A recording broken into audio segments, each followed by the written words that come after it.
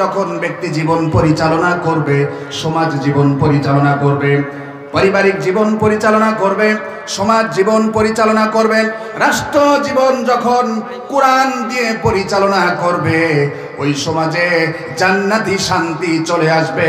সমাজে আর কোনো চুরি থাকবে না, সমাজে কোনো দুর্নীতি থাকবে না, সমাজে কোনো অত্যাচার থাকবে না, সমাজে কোনো নির্যাতন থাকবে না, জুলুম থাকবে না, সমাজে কোনো দুর্নীতি থাকবে না, সমাজে ন্যায় বিচার ইনসাফ প্রতিষ্ঠিত হয়ে যাবে, কোনো সন্দেহ নাই।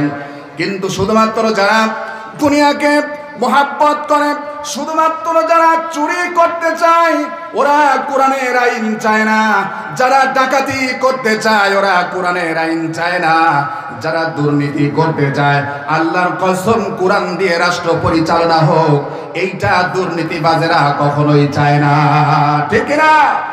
শুধুমাত্র দুর্নীতিবাজেরাই কোরআন দিয়ে রাষ্ট্র পরিচালিত হোক, উলামায়ে কিরাম সংসদে বসে রাষ্ট্র পরিচালনা করুক, এইটা শুধুমাত্র দুর্নীতিবাজেরাই চায় না, ঠিক কিনা? আমরা চাই কোরআন দিয়ে রাষ্ট্র পরিচালিত হোক, উলামায়ে কিরাম সংসদে বসুক। আপনারা কি চান না যে উলামায়ে কিরাম সংসদে বসুক? ইতিপূর্বে আমরা দেখেছি নাস্তিক, মুরতাদ, বেঈমান, এরপরে বাউল সঙ্গীতেরাও সংসদে চান্স পেয়েছে, ঠিক কিনা? বাউলেরা পর্যন্ত সংসদে স্থান পেয়েছে, কিন্তু আমরা কোনো আলেমকে সংসদে দেখি নাই, ঠিক কিনা?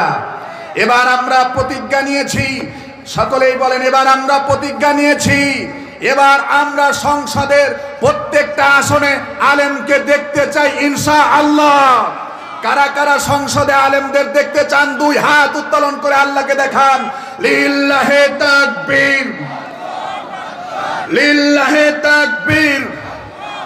আল্লাহ সুবহানাহু ওয়া তাআলা আমাদের সকলকেই কবুল করুন। আমরা আগামীতে প্রত্যেকটা আসনে আলেমদেরকেই দেখতে চাই। আলেমেরা শুধুমাত্র মসজিদ আর মাদ্রাসায় সীমাবদ্ধ থাকবে না, আলেমরা সংসদে বসে কোরআনের আইন প্রণয়ন করে কোরআন দিয়ে রাষ্ট্র পরিচালনা করবে ইনশাআল্লাহ। আল্লাহ সুবহানাহু ওয়া তাআলা আমাদের সকলকেই কবুল করুন। ওয়া আখিরি দাওয়ানা আলহামদুলিল্লাহি রাব্বিল আলামিন। আসসালামু আলাইকুম ওয়া রাহমাতুল্লাহি তাআলা ওয়া বারাকাতুহু।